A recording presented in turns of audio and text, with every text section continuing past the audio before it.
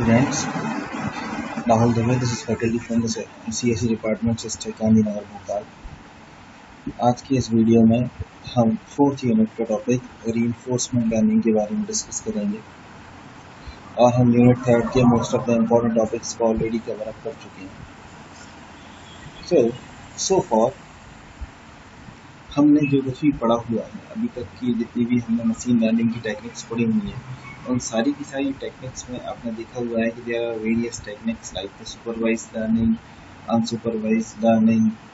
तो supervised learning को जो आपने देखा था वो क्या था, हमारा टास्क ड्रिवन था। इसमें क्या होता था, हमारे पास एक डेटा होता था जो एक्स और वाई की फॉर्म में होता था और एक्स डेटा जो है हमारा, उसके करस्पॉन्डिंग हमें लेबल्स दिए रहते थे। फॉर एग्जाम्पल आप फिगर में देख सकते हैं कि कैट है, उस कैट के करस्पॉन्डिंग आपको लेबल दिया हुआ है कि ये कैट है।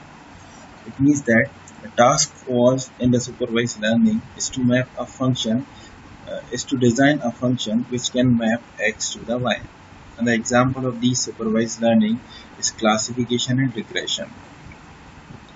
In the same way, when we move to the unsupervised learning, तो अनसुपरवाइज्ड लर्निंग में हमने क्या देखा कि भाई हमारे पास कोई लेबल्स नहीं थे, मतलब हमारे पास x की करस्पॉन्डिंग कोई y वैल्यूज नहीं थी, हमें केवल एक डेटा दे दिया जाता था। उस डेटा के स्ट्रक्चर के बारे में हमारा जानना काम होता था। मतलब somehow we can consider unsupervised learning as a pre processing step, जिसमें हम डेटा को प्रिपेयर कर रहे हैं, हम डेटा के बारे में जान रहे हैं। So the example of the unsupervised learning is the clustering and the dimensionality reduction, feature learning, density estimation and so on. So in today's video, the topic is reinforcement learning. तो reinforcement learning क्या होता है? reinforcement learning क्या होती है? इसमें एक agent होता है, वो एजेंट अपने एनवायरनमेंट से इंटरेक्ट करता है और उस एजेंट के एनवायरनमेंट से इंटरेक्शन के दौरान बहुत सारी एनवायरनमेंट से उसको स्टेट्स मिलती हैं और रिवॉर्ड्स मिलते हैं, और उन स्टेट्स और रिवार्ड्स के बेसिस पर एजेंट एक एक्शन चूज करता है। मतलब we can say that there is no specific data like a supervised learning and unsupervised learning. अब जो भी काम हो रहा है वो रियल टाइम एनवायरनमेंट में हो रहा है। मतलब एक एजेंट जो है हमारे एनवायरनमेंट में जाता है, उस एनवायरनमेंट में इंटरेक्ट करता है और उस इंटरेक्शन के बाद वो उस एनवायरनमेंट के बारे में जानता है and he makes some decisions over the environment. मतलब we can say that he learns from the mistakes. For example, अब देखिए इसमें अल्टीमेट गोल क्या होता है एजेंट का, कि भाई एजेंट को एनवायरनमेंट से फीडबैक मिल रहा है। फीडबैक का मतलब क्या है? देखिए सुपरवाइज्ड लर्निंग में जब ट्रेनिंग की जाती थी तो आपको पता होता था कि भाई दिस इज एप्पल, तो एक टीचर होता था आपको जो सुपरवाइज करता था कि भाई ये एक एप्पल है। लेकिन रीइंफोर्समेंट लर्निंग के केस में हमारे पास किसी भी चीज़ का कोई एग्जैक्ट आउटपुट नहीं है। फॉर एग्जांपल, यदि हम देखते हैं कि भाई एक व्यक्ति है, वो एक साइकिल चलाना सीखना चाहता है। साइकिल चलाना सीखते टाइम यदि वो पैडल को अपने मूव करता है, मूव करने पर कभी ऐसा होता है कि वो नीचे गिर भी जाता है और कभी ऐसा होता है कि वो कुछ स्टेप्स अहेड हो जाता है, मतलब आगे चला जाता है। इसका मतलब उसने पैडल को मूव करने पर वह आगे जाता है या कभी गिर जाता है, लेकिन nobody is there to define that कि भाई इस पैडल को इस तरीके से आप मूव करोगे तो हो सकता है गिर जाओगे या कुछ होगा। इट मीन्स दैट जो व्यक्ति उस साइकिल को सीख रहा है चलाना, वो खुद एनवायरनमेंट के फीडबैक को एक्सपीरियंस करता है और जब वो नेक्स्ट टाइम उसी टाइप के एक्शन को परफॉर्म करता है तो he has already learn that कि भाई मुझे इस टाइप के एक्शन को परफॉर्म करने से एक्चुअली में क्या हुआ था। तो जो प्रीवियस एक्शन था उसने कहीं ना कहीं उसे लर्न करा कि भाई इस टाइप का एक्शन यदि मैं परफॉर्म करता हूँ तो एक्चुअली में क्या इफेक्ट होने वाला है। तो रीइंफोर्समेंट लर्निंग फीडबैक पर वर्क करती है। It do not work over the exact data. इस फीडबैक के थ्रू ही जो एजेंट होता है, मतलब जैसे कि हम हमारे साइकिल वाला एग्जाम्पल लेते हैं, तो साइकिल वाले एग्जाम्पल में क्या है, ये हमारा जो एजेंट है वो चलाने वाला व्यक्ति भी हो सकता है, साइकिल भी हो सकती है। हमारा जो एनवायरनमेंट है वो रोड है, जिस पर भाई सामने वाला साइकिल चलाना सीख रहा है। So the environment is road and the agent is a person who is running the cycle. Cycle चलाने से वो रोड पर या तो थोड़ी देर बाद गिर जाता है या बहुत अच्छे तरीके से मूव करता है। तो एनवायरनमेंट ने उसको कहीं ना कहीं एक फीडबैक दिया है। अब फीडबैक जो होता है, इस फीडबैक टर्म को टेक्निकली रीइंफोर्समेंट लर्निंग में हम जो वर्ड यूज करते हैं that is known as a reward. मतलब एजेंट की एक्शन पर एनवायरनमेंट एजेंट को कुछ रिवॉर्ड या स्टेट्स जो है रिटर्न करता है। That reward can be the positive, the reward can be the negative. अच्छा, इस पॉजिटिव और नेगेटिव रिवॉर्ड के बेसिस पर ही हम रीइंफोर्समेंट लर्निंग में रीइंफोर्समेंट को दो टाइप से मानते हैं, पॉजिटिव रीइंफोर्समेंट और नेगेटिव रीइंफोर्समेंट। तो यदि पॉजिटिव रिवॉर्ड मिल रहा है एजेंट को तो agent think that okay whatever I am doing here that is correct, तो next time he will be remembering that कि भाई जो कुछ भी मैंने किया है वो सही है, मेरे को I have to perform this type of actions so I should get the positive rewards. This is what the reinforcement learning. अब रीइंफोर्समेंट लर्निंग के हमारे पास जो एग्जांपल्स हैं, आप सभी लोगों ने पैकमैन खेला होगा, आप सभी लोगों ने जो गेम्स हैं फॉर एग्जांपल ब्रिक्स ब्रेकआउट खेले हुए हैं, आपने एरोप्लेन मूविंग गेम्स खेले हुए हैं, ये सारे के सारे जिनको हम अटारी गेम्स की सीरीज में लेके आते हैं, these are based on the reinforcement learning. So let me explore the reinforcement learning more. अब देखिए, अब रीइंफोर्समेंट लर्निंग के बारे में जब मैंने आपको बताया तो इस डायग्राम से आपके सामने चार इंपॉर्टेंट एलिमेंट निकल कर आते हैं रीइंफोर्समेंट लर्निंग के। First one is the agent, second one is the environment, third one is the action and the fourth one is the reward. तो भाई एजेंट क्या होता है? Agent is that program, agent is that program which will do some specific activities. Agent is a program which will do some specific activities. मतलब agent क्या है? Agent वो programme है जो कुछ ना कुछ स्पेसिफिक एक्टिविटीज जो है हमारी रन करेगा।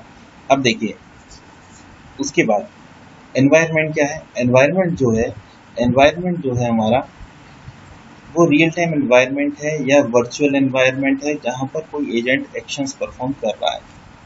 Action, so what do you mean by the action? Action का मतलब है भाई एजेंट उस एनवायरनमेंट से इंटरेक्ट करने के लिए उस एनवायरनमेंट में जो भी ऑपरेशंस परफॉर्म करता है, these operations are under the category of actions. Okay, and the last term is the reward. Reward मतलब एनवायरनमेंट एजेंट के एक्शन परफॉर्म करने पर उसको जो भी स्केलर वैल्यू रिटर्न करता है, that scalar value is nothing, it's a reward. Now we take some examples.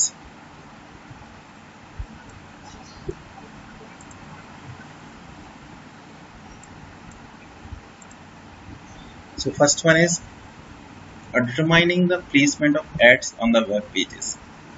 मतलब हमारा टारगेट क्या है, प्रॉब्लम स्टेटमेंट क्या है, हमारे रीइंफोर्समेंट सिस्टम बनाने जा रहे हैं जो हम, उसका प्रॉब्लम स्टेटमेंट है कि भाई हमें इस तरीके का एक प्रोग्राम बनाना है which is responsible to place some ads over the web page.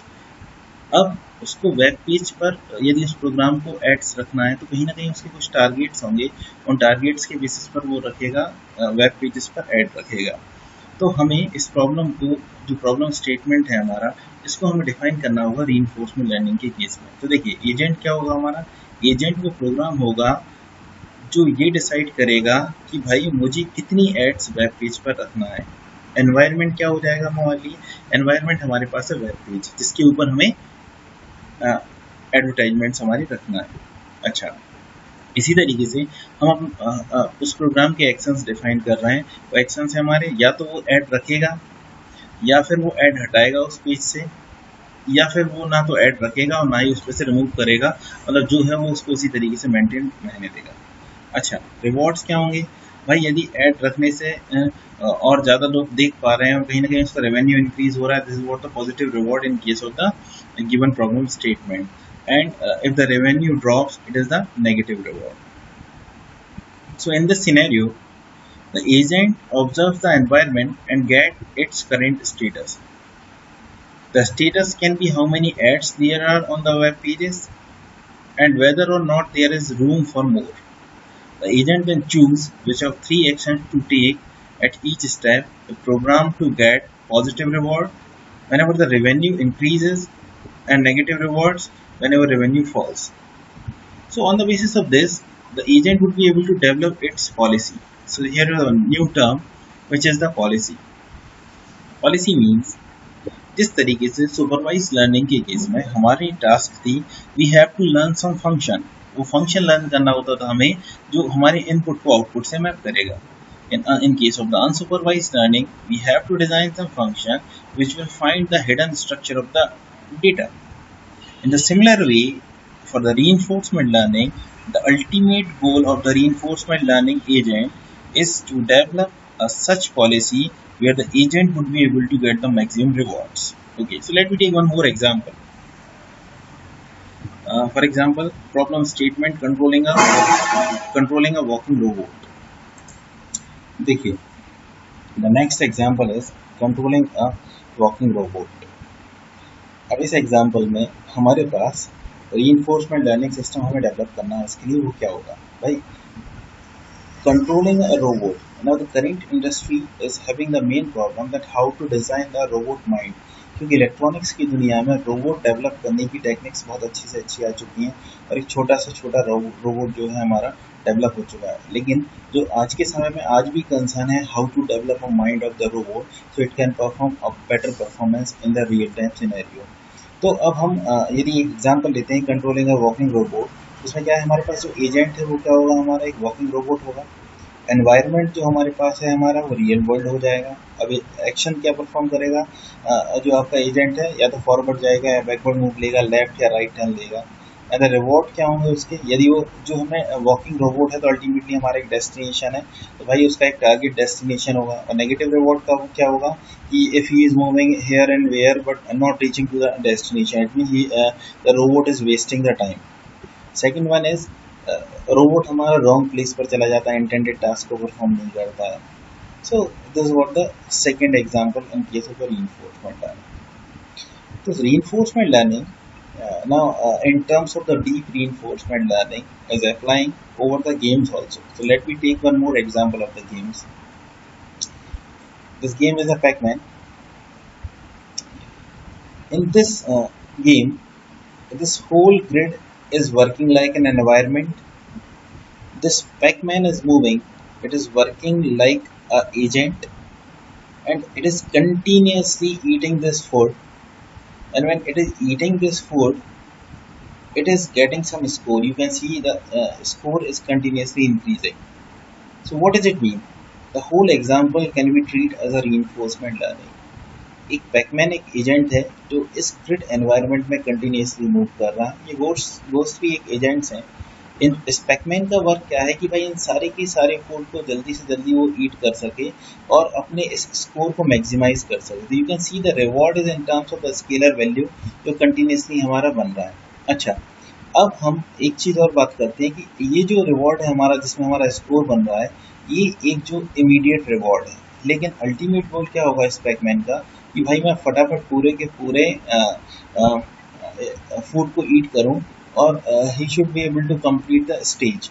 तो जब वो इस स्टेज को कंप्लीट करता है तो कहीं ना कहीं वो अपने सारे के सारे रिवॉर्ड्स के एडिशन को मैक्सिमाइज करता है. और रिवॉर्ड्स के एडिशन को मैक्सिमाइज करता है, it means that it gets a cumulative rewards. It gets the cumulative rewards. तो क्यूमुलेटिव रिवॉर्ड मतलब क्या है, सारे के सारे इमीडिएट रिवॉर्ड जो हर फूड को खाने पर उसका स्कोर बढ़ रहा है, इन द लास्ट इन सारे स्कोर्स का जो सम होगा वो हमारा क्यूमुलेटिव रिवॉर्ड होगा. और इसका गोल है कि वो मैक्सिमाइज करे, इस स्कोर को मैक्सिमाइज करे. और जैसे ही ये मैक्सिमाइज करता है आप देखते हैं कि इसकी स्टेज जो है उसकी चेंज हो जाती है ultimately. So the new environment is generating. तो इस गेम में आप देख सकते हैं कि भाई पैकमैन जो है एक एजेंट की तरह वर्क कर रहा है, डॉट्स जो है वो इंडिविजुअल इमीडिएट रिवॉर्ड्स की तरह वर्क कर रहे हैं, ग्रिड एक एनवायरनमेंट की तरह वर्क कर रहा है. इस पैकमैन के जो आप देख सकते हैं एक्शंस हैं, अप डाउन लेफ्ट और राइट मूवमेंट्स हैं पूरे पूरे. और the stage completion is divided by the maximum reward when it get after completing the state. अच्छा, इसका नेगेटिव रिवॉर्ड क्या होगा, इसका नेगेटिव रिवॉर्ड ये है कि यदि पैकमैन जो है घोस्ट से टकरा जाता है और घोस्ट जो है उस पैकमैन को डिस्ट्रॉय कर देता है, it means that it is the Pac-Man is losing the state. So this was the third example of the reinforcement learning. I am taking these various number of examples because you must be able to manage your problem statement in the form of the reinforcement problem. Once you are able to manage your problem statement in the form of reinforcement problem, then you will be able to model the problem mathematically, then you will be able to model the problem at the level of computer. Okay. So the next question comes back. We have seen a reinforcement learning here. We have seen a various example of the reinforcement learning. लेकिन जब हम इस reinforcement learning को model करने की कोशिश करते हैं हमारे कंप्यूटर में, तो somehow the anything which can be modeled mathematically easily, that can be modeled in a computer very easily. So somehow if we are able to find out the analytical solution for anything, that would be easy to model inside the computer. लेकिन भाई हम कहीं ना कहीं देख रहे हैं कि रीइंफोर्समेंट लर्निंग में हमारे पास कुछ भी डिफाइंड नहीं है. The behaviour is a stochastic behaviour, the things are continuously changing, so we have to develop sub simulating type of behaviour in place analytical solution. तो हम एक सिमुलेटिंग बिहेवियर की बात करते हैं जब भी, तो हमारे दिमाग में एक मॉडल आता है. This model is known as the Markov decision process. So this reinforcement learning mathematically modeled as a Markov decision process. The Markov decision process is a mathematical formulation of the reinforcement learning. So before that you must understand what is this Markov decision process. अब देखिए Markov decision process जो है आपकी, ये हमने previous शायद subjects में पढ़ा होगा कि भाई मार्कोव डिसीजन प्रोसेस क्या है, मार्कोव चेन क्या है, मार्कोव प्रॉपर्टीज क्या है. But for the related to the reinforcement learning I am describing some points. तो देखिए मार्कोवियन प्रॉपर्टी क्या बोलती है. मार्कोवियन प्रॉपर्टी ये बोलती है कि भाई मुझे यदि किसी सिस्टम में डिसीजन लेना है तो I will be taking the decision on the basis of the current state, not on the basis of the previous states. Markovian decision process क्या है. मार्कोवियन डिसीजन प्रोसेस ये बोलती है कि भाई केवल स्टेट्स और डिसीजन के साथ हम एक्शंस को भी इन्वॉल्व कर देते हैं. So if we involve the action with the states and decision, then combinedly this process is known as the Markovian decision process. So the reinforcement learning exactly modeled in terms of the Markovian decision process and the mathematical modeling. So how we model this? We model this in this form. We would have some set of the possible states. We would have some set of the possible actions. We would have some rewards on the basis of the state and action pair. We would have some transition probability that will decide how we will be moving from current state to the next state. Last one is the discount factor. So discount factor is that parameter which decide that to take the decision over the current state, we are taking in the consideration a immediate reward or we are taking a long term reward. So these are the this is known as the discount factor term that we will see in the more elaborative way in the upcoming slides. So what exactly done by the Markovian decision process? Markovian decision process में क्या होता है? Let me try to model the reinforcement learning in the form of Markovian decision process. तो क्या होता है? At the time step t is equal to 0, suppose that the environment give state as 0. The environment gives state as 0 to the agent.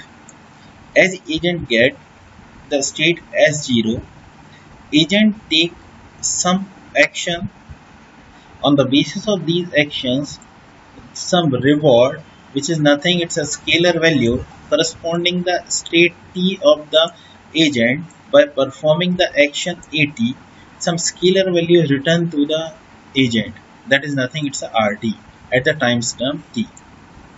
मतलब यदि t is equal to 0 पर एक initial state S0 दी है agent को, agent एक action लेता है, action लेने के बाद उसको एनवायरनमेंट से एक रिवॉर्ड मिलता है, then agent get the reward as well as environment give some new state to the agent. मतलब एक्शन परफॉर्म करने पर एजेंट को जो एनवायरनमेंट से रिटर्न होता है वो एक नई स्टेट होती है और एक रिवॉर्ड मिलता है. अच्छा, this whole process is continuous until done. Until done का मतलब क्या है? This is known as the convergence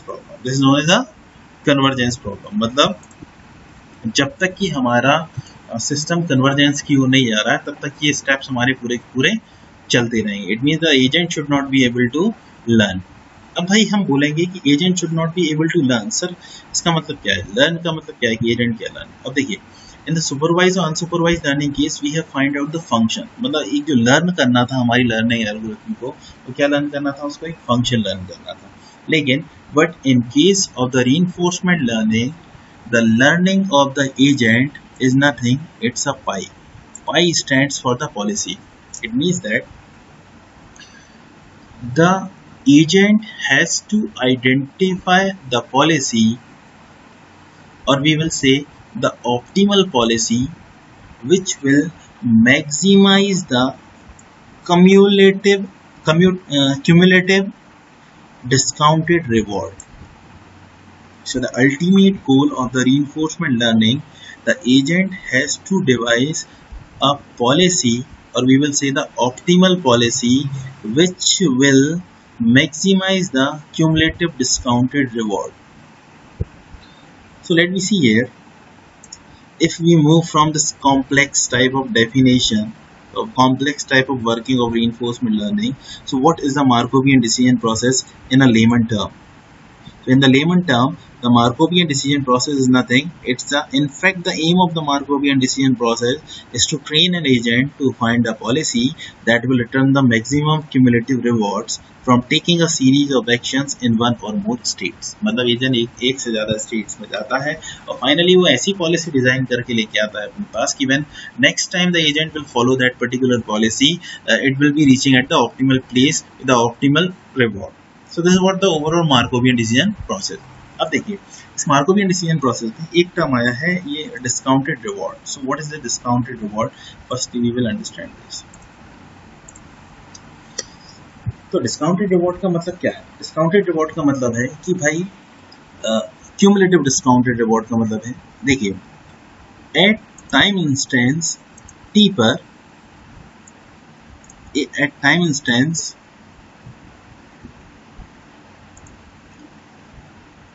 just a minute, at time instance t we are calculating the cumulative reward.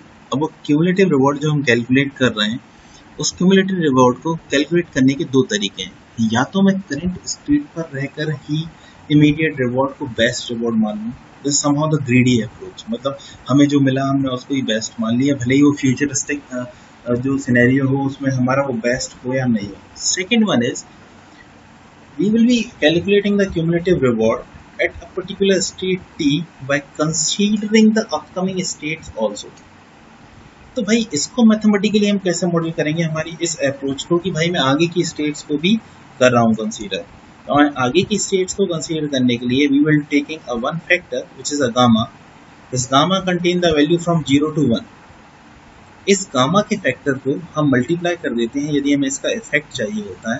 तो you can see in the equation the gamma is multiplied with the R T plus के plus 1, जहाँ gamma की value क्या हमारी 0 से 1 के बीच में. अच्छा अब एक चीज़ है, यदि मैं गामा की वैल्यू 0 सेट करता हूँ तो भाई मेरे पास जो आर टी प्लस 1 है और गामा इज इक्वल टू, यदि मैं 0 सेट करता हूँ तो this whole equation becomes to the 0. It means that this GT is nothing, it's a next step reward given by the environment to you. But if we considering a gamma factor here, so this gamma in terms of the exponential power with the time is multiplied with the rewards. It means that this cumulative reward would be the result of upcoming t time steps reward. तो कहीं ना कहीं हमने जब upcoming states का prediction करके cumulative reward निकाला है तो that is a better case in place of immediate response. तो ग्रीडी अप्रोच से ज़्यादा अच्छा है कि भाई हम सिस्टम को पूरा का पूरा एक्सप्लोर करें, उसके बेसिस पर हम करंट स्टेट के बारे में डिसीजन लें. That would be helpful to design the optimal policy. So the ultimate goal of the reinforcement learning is, by following the Markovian decision process, we have to design a policy. When the agent next time will follow that policy, it will be taking the right decision, maximizing the rewards. So this is what the introduction of the reinforcement learning. From the next video onwards, we will see some different types of approaches to find out the optimal policy. Thank you very much for this video.